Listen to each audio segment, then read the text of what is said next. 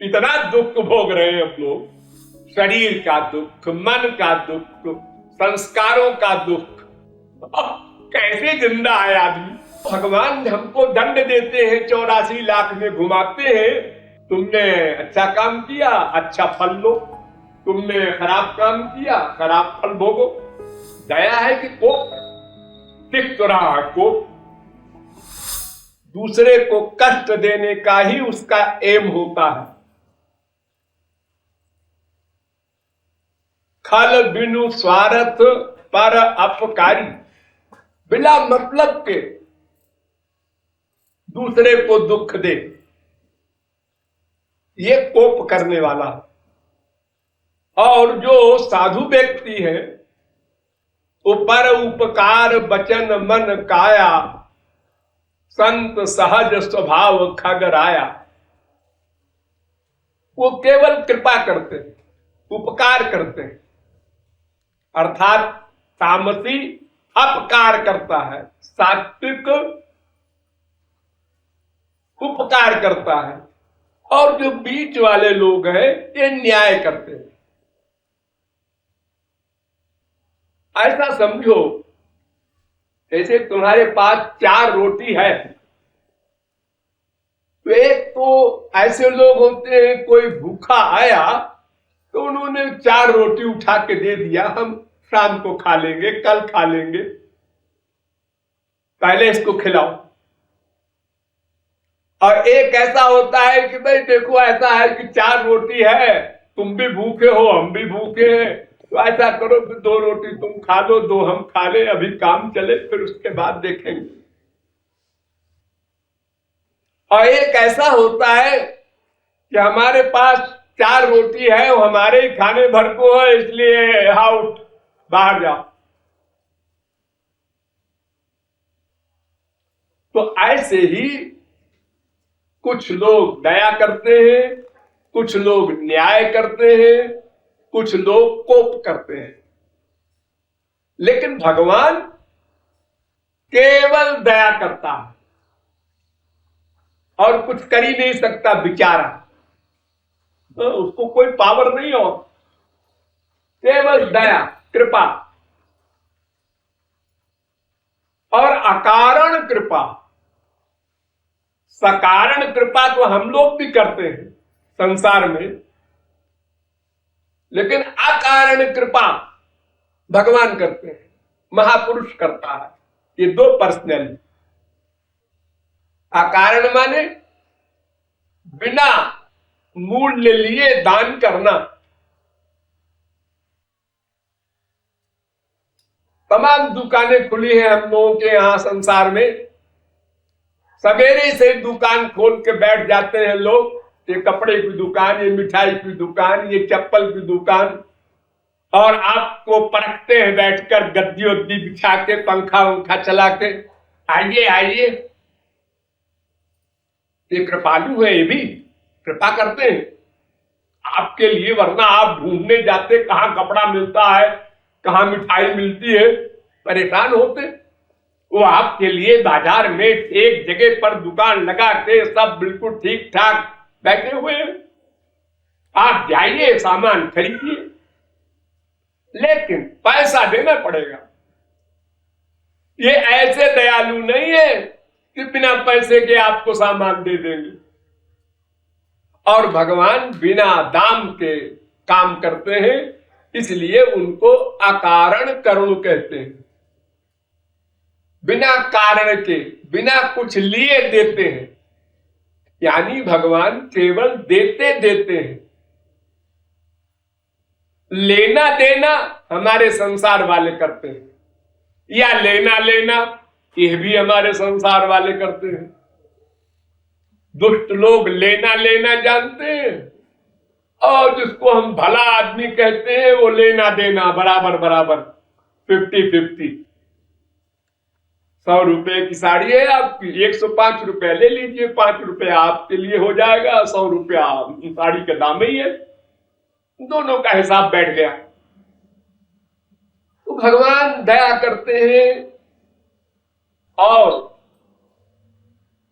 आप कहेंगे साहब वो न्याय भी तो करते हैं। समोहम सर्वभूतेषु न मे द्वेष्योऽस्ति न प्रिया।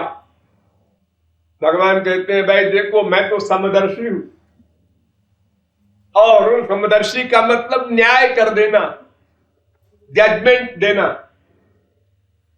एज मुंसिफ, तुमने अच्छा काम किया अच्छा फल लो, तुमने खराब काम किया खराब फल भोगो, ये न्याय है।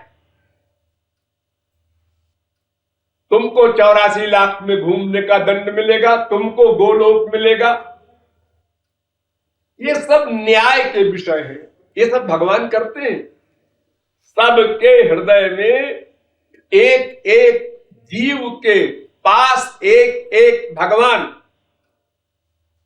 अनंत रूप बना करके अनंत जीवों के हृदय में भगवान रहते हैं। उनका यही वर्क है, हमारे आइडियाज नोट करना। हमारे आइडियाज वर्क नहीं, कर्म नोट नहीं करते। 1000 मर्डर कर रहा है एक महापुरुष अर्जुन हनुमान, वो नोट नहीं करते। भीतर उसके राम बैठे हैं, श्याम बैठे हैं, ये नोट करते हैं, कर्म नोट नहीं करते। संसार वाले कर्म नोट करते हैं, आइडिया नोट नहीं करते, क्योंकि संसार वालों को अंदर का आइडिया मालूम ही नहीं है, तो बेचारे क्या नोट करें। वो तो अल्पज्ञ है, सर्वांतरयामी सर्वज्ञ तो है नहीं। तो भगवान भीतर के हमारे जो आइडियाज हैं अच्छे बुरे, वो नोट करते हैं, उसी का फल देते हैं, इसलिए वो न्यायी है, सारा संसार जानता है। आप कहते हैं केवल दयालु है। हाँ, लेकिन एक बात बताओ कि भगवान जो इतना बड़ा काम न्याय का करते हैं, आप क्या देते हैं उनको? आप गाली देते हैं फिर भी वो आपका हिसाब किताब रखते हैं। हाँ, क्यों? संसार में तो आप मुनीम रखते हैं, उसको पैसा देते हैं, तब वो आपका हिसाब किताब रखता है। कोई भी काम संसार में जो होता है वो सब पैसे से होता है, यानी मूल्य दे करके ही हम न्याय पा सकते हैं। सब जगह न्याय के लिए भी पैसा खर्च होता है। तो भगवान तो बिना हमारे कहे हमारे अनंत जन्मों के कर्मों का हिसाब रखते हैं, उसका फल देते हैं। मान लो किसी व्यक्ति को किसी महापुरुष से मिलना है, अब वो व्यक्ति बेचारा तो अल्पज्ञ है, वो महापुरुष को कहां ढूंढने जाए और कैसे पहचाने? ये सब असंभव। जार चित्ते कृष्ण प्रेमा करे उदय, तार वाक्य प्रिया मुद्रा विज्ञे न बुझे। महापुरुषों को तो बड़े बड़े योगींद्र मुनींद्र नहीं समझ सकते। अंतर्वाणी भिरप्यस्य मुद्रा स्तुष्टु सुदुर्गमा, जो ईश्वर लोग नहीं समझ सकते। भक्तों की क्रिया को, वाक्य को, मुद्रा को, अरे कैसे समझेंगे? मर्डर करते हुए हम देख रहे हैं अर्जुन को, हनुमान को, और आप कहते हैं कि वो सर्वत्र श्याम सुंदर को देखते हैं। वाह, श्याम सुंदर को देखते तो बाढ़ कैसे चलाते? फिर हनुमान जी लंका क्यों फूंक देते? सब गलत है, हम लोग नहीं समझ सकते, क्योंकि उनका कार्य, भगवान का कार्य, जो महापुरुषों का कार्य योग माया से होता है। योग माया माने कार्य तो माया का हो, लेकिन वो रहे अपनी पर्सनालिटी में, उनमें कोई गड़बड़ ना हो। जैसे गंगा जी में कोई गंदा पानी जाकर मिला तो वो पानी तो गंगा जी बन जाएगा, गंगा जी में कोई गड़बड़ी नहीं होगी, वो तो शुद्ध मानी जाएंगी, सब आचमन करेंगे उसका।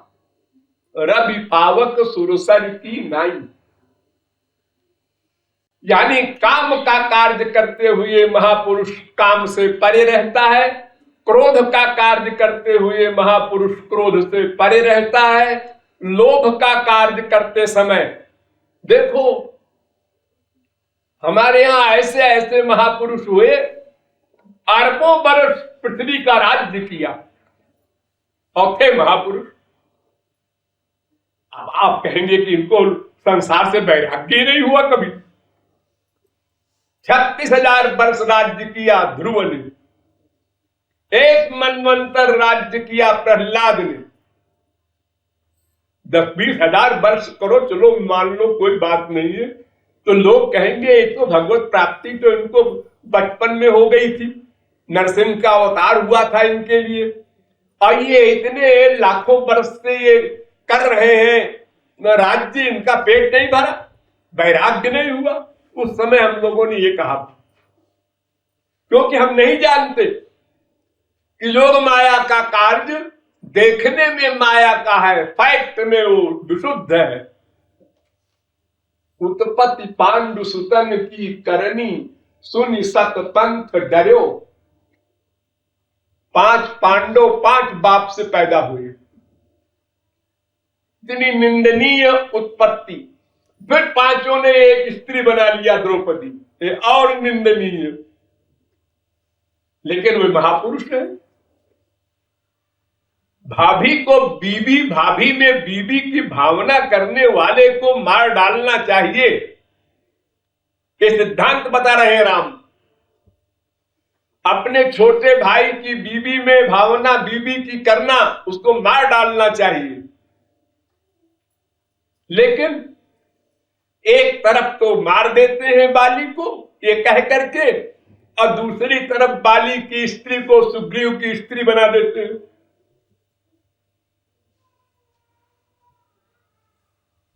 यानी वो महापुरुष है, इसलिए वो कर्म से परे है, पाप से परे, पुण्य से परे, उसका कार्य योग माया का है।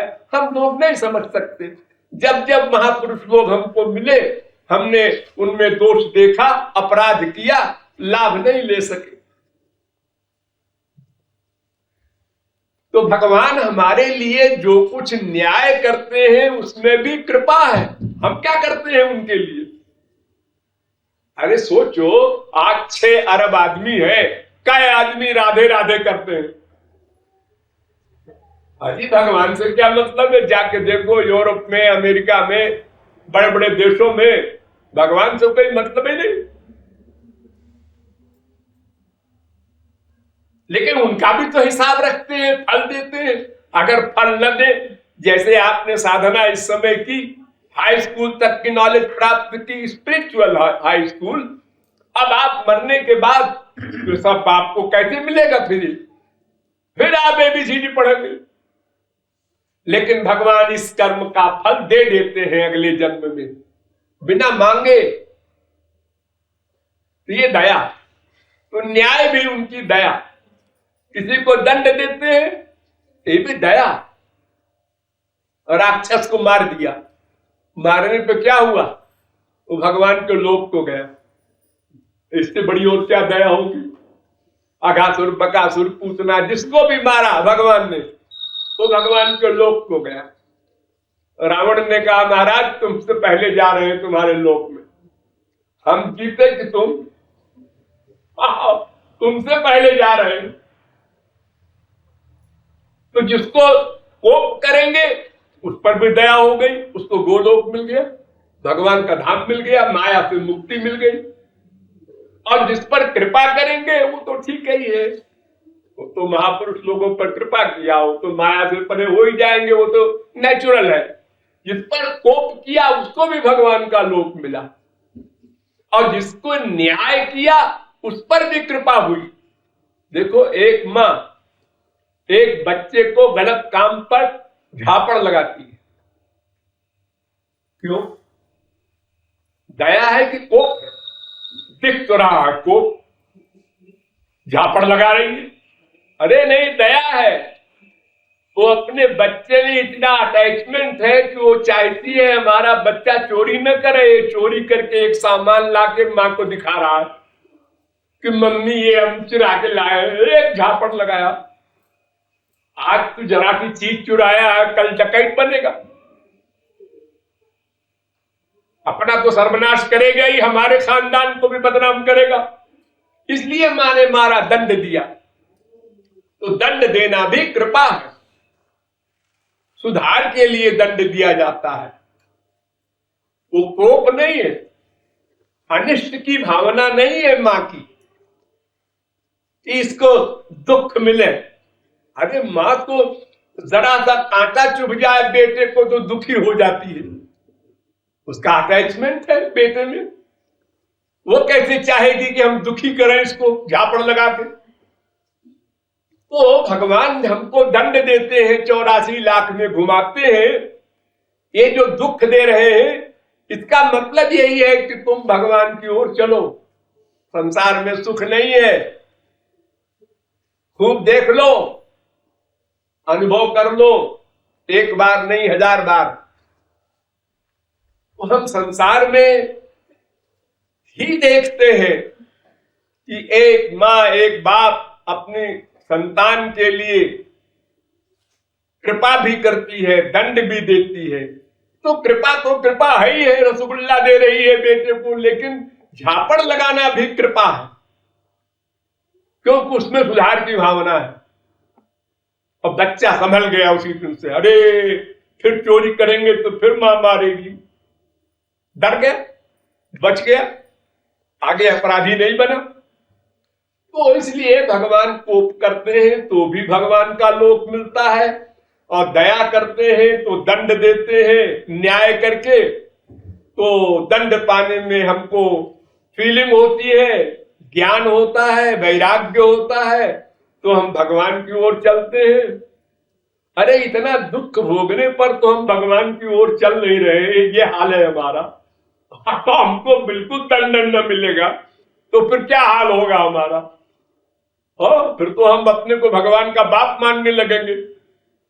इतना दुख भोग रहे हैं हम लोग, अपना दुख, अपनी संतान का दुख, माँ बाप का दुख, सबका दुख हमको भोगना पड़ रहा है। एक आदमी के 15, 20, 25 आदमी हैं जहां उसका अटैचमेंट है। अब उन 25 आदमी में आज किसी का एक्सीडेंट हुआ, दुख हुआ। आज किसी को टाइफाइड हुआ, दुख हुआ। आज कोई मर गया, दुख हुआ। अब दूसरा मरा, फिर दुख हुआ। तीसरे का एक्सीडेंट हुआ, फिर दुख हुआ। यानी 25 आदमी का दुख भी भोगे और अपना जो भोगे वो तो भोगे ही। कैसे जिंदा है आदमी इतना दुख भोगते हुए। शरीर का दुख, मन का दुख, संस्कारों का दुख, सब प्रकार के दुख भोग रहा है, फिर भी भगवान की ओर चलने को तैयार नहीं, संसार की ओर फिर भी जा रहा है। तो भगवान का दंड देना यानी न्याय करना, ये भी कृपा। और कोप करना, ये तो बहुत बड़ी कृपा है, क्योंकि भगवान का लोक ही मिल जाता है डायरेक्ट बिना साधना के। तो भगवान केवल कृपा करता है और कुछ नहीं करता। और देखो एक फिलॉसफी समझ लो कि जब तक किसी पर्सनैलिटी का स्वार्थ रहता है तब तक वो कृपा नहीं कर सकता। एक फिलॉसफी याद कर लो, जब तक हमको परमानंद नहीं मिलेगा, माया से मुक्त नहीं हो जाएंगे, तब तक हम कृपा कर ही नहीं सकते, दूसरे के लिए कुछ कर ही नहीं सकते, इम्पॉसिबल।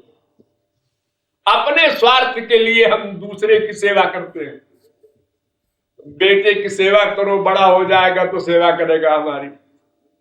बाप की सेवा करो, सारी प्रॉपर्टी हमको मिलेगी। हर जगह स्वार्थ है। अगर स्वार्थ की फीलिंग खत्म हो जाए, बस प्यार खत्म, रिश्ता खत्म,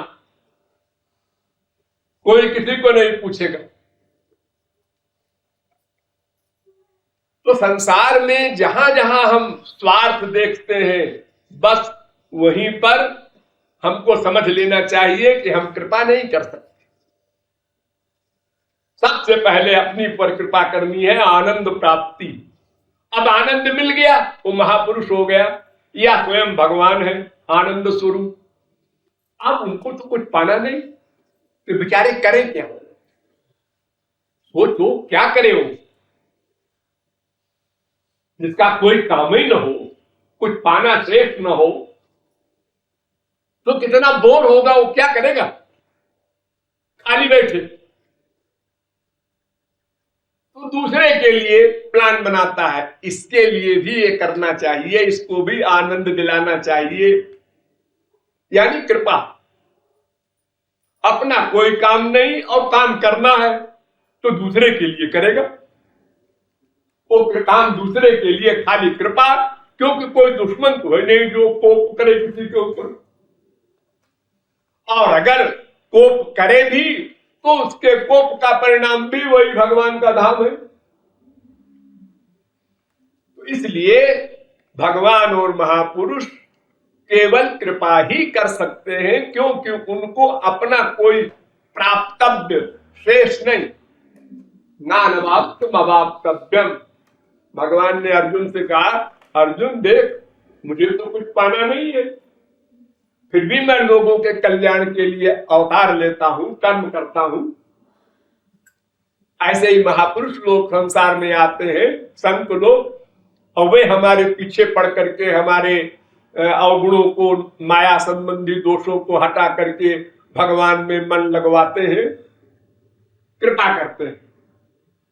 तो हम सब मायाबद्ध कृपा कर ही नहीं सकते, और भगवान और महापुरुष कृपा के सिवा और कुछ कर ही नहीं सकते। वो केवल कृपा करते हैं और हम केवल स्वार्थ के लिए कर्म करते हैं। इसको 50 रुपए दे दो, अरे 50 रुपए दे रहे हैं उसको आप, अरे साहब 500 रुपए का फायदा उठाएंगे, ऐसे बेवकूफ नहीं है हम। अरे इसको चाय पिला रहे हैं, हाथ पर रसगुल्ला खिला रहे हैं और अपनी कार में घुमा रहे हैं, इतना पैसा खर्च कर रहे हैं, ये आपसे कोई संबंध है इसका? अरे नहीं नहीं, आप नहीं जानते इससे बड़ा भारी काम निकलना है अपना। ये हम लोग संसार में जो कुछ करते हैं ये उपकार नहीं है, इसके पीछे तो बहुत बड़ा स्वार्थ छुपा रहता है। और जहां देख लिया कि अरे धोखा है, यहाँ कुछ नहीं, हिसाब बैठेगा, आप नमस्ते भी नहीं करते। तो भगवान केवल कृपा करते हैं, इसलिए वो कह रहा है कि किशोरी जी कि यहाँ जब इतनी बड़ी दया है तो फिर हमको क्या फिक्र है, हम उनके शरणागत हो जाए, बस हो गया, उनको अपना मान ले, मन बुद्धि का सरेंडर कर दे, इतना काम हमारा, उसके बाद वो जाने उनका काम जाने।